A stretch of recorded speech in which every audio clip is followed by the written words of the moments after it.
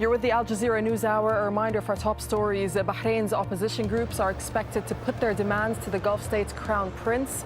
Anti-government protesters have gathered once again at Pearl Roundabout after riot police left the area on Saturday afternoon.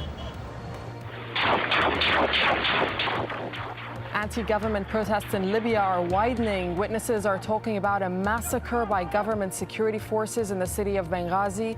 A doctor there has told Al Jazeera she's seen over 50 dead in the hospital that she works in. And in the city of Baida, east of Benghazi, foreign mercenaries have been seen on the streets. Witnesses have told us they're shooting live ammunition at demonstrators.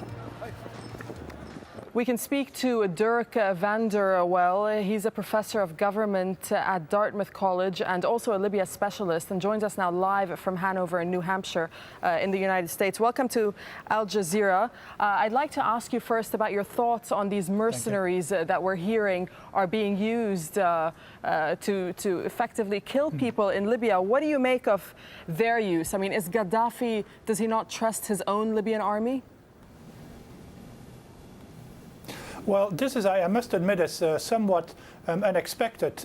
Libya has a number of overlapping security apparatuses that literally have thousands of Libyans working in them.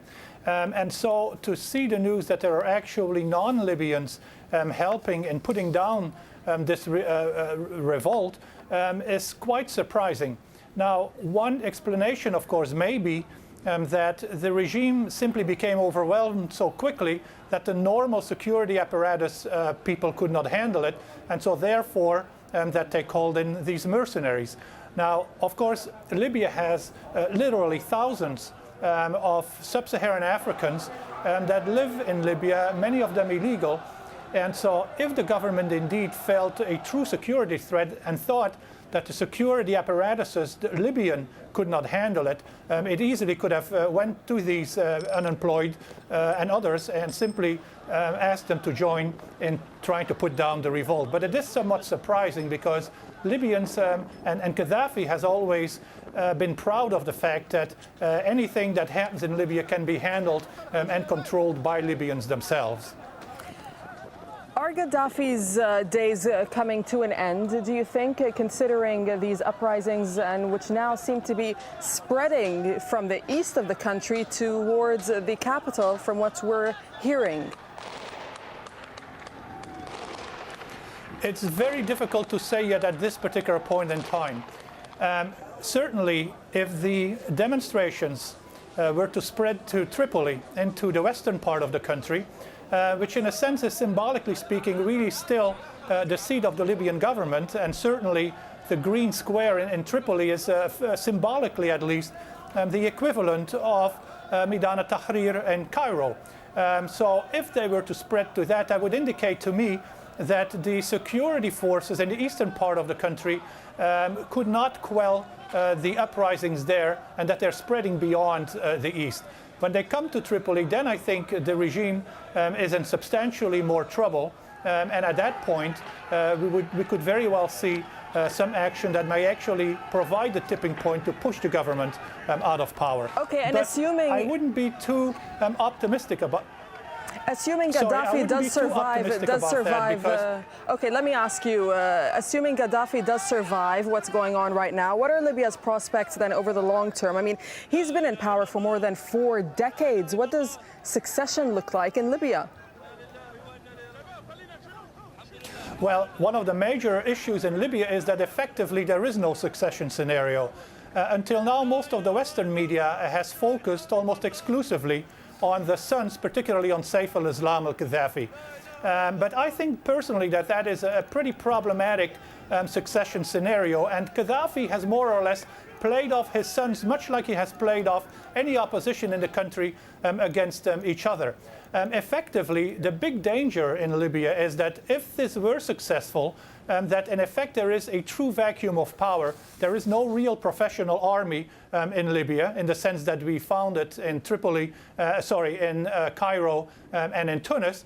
And so effectively, if these security organizations cannot stand up to the demonstrators, into that vacuum of power needs to step another body, another organized perhaps power. But until now, it's really not clear who could do that in Libya. And so my hunch would be that if the regime were to go, we would probably see a pretty prolonged period of instability and chaos that would probably dwarf what we have seen so far, even in Bahrain. All right, Dirk van de Welle, thank you very much for talking to us there out of the United States.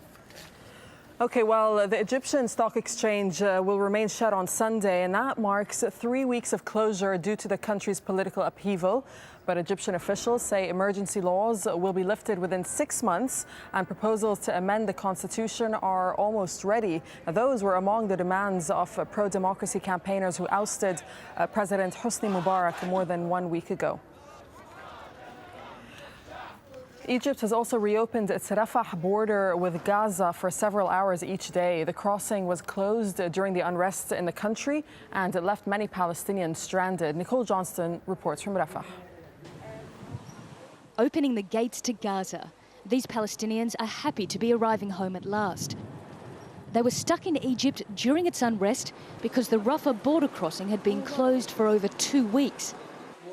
Now Egypt is opening it for 5 hours a day so that more than 4,000 Gazans can return home.